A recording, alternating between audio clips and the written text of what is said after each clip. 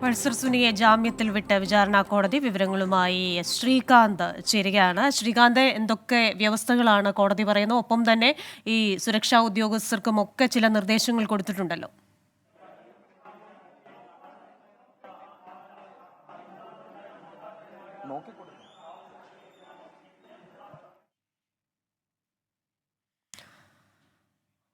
Pulsar സുനിയെ വിചാരണ കോടതി ജാമ്യത്തിൽ വിട്ടു.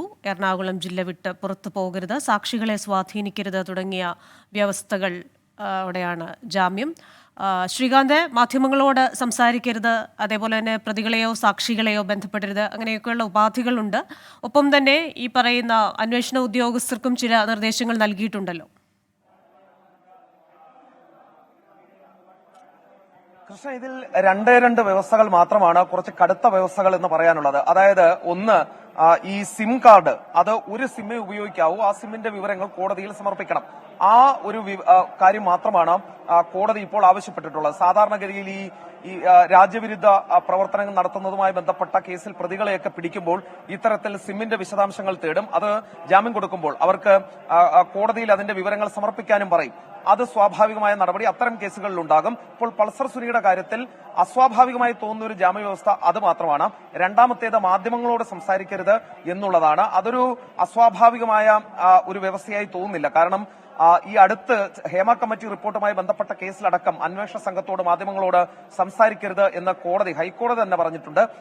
ഇത്തരം കേസുകളിൽ രഹസ്യാത്മകത സൂക്ഷിക്കേണ്ട കേസുകളിൽ മാധ്യമങ്ങളോട് സംസാരിക്കരുത് എന്ന് അതിലെ പ്രധാനപ്പെട്ട പ്രതികളോട് സ്വാഭാവികമായും കോടതികൾ പറയാറുണ്ട്. അത് ജാമ്യം നൽകുമ്പോൾ തന്നെ പറയുന്നതാണ്. ഇത് ഇൻ ക്യാമറ ട്രയലാണ് ഈ കേസിൽ നടന്നത്. ഇൻ ക്യാമറ ട്രയൽ നടത്തുമ്പോൾ തന്നെ അതിന്റെ രഹസ്യാത്മകത എത്രത്തോളം ഉണ്ടായിരുന്നു എന്ന് മനസ്സിലാകും.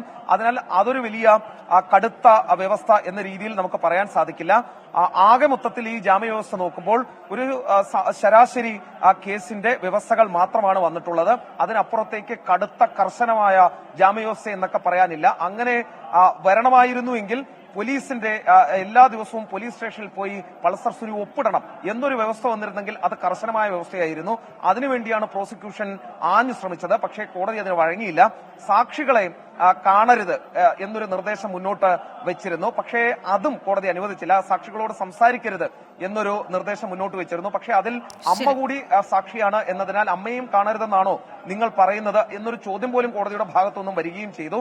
അങ്ങനെ സാക്ഷികളോട് സംസാരിക്കരുത് എന്നല്ല, സാക്ഷികളെ സ്വാധീനിക്കരുത് എന്നൊരു നിർദ്ദേശം മുന്നോട്ട് വെച്ചിട്ടുണ്ട്. 1 ലക്ഷം രൂപയും 2 ആൾ ജാമ്യവും സാധാരണ ഒരു ഉപാധിയാണ് കോടതി മുന്നോട്ട് വയ്ക്കുന്നത്.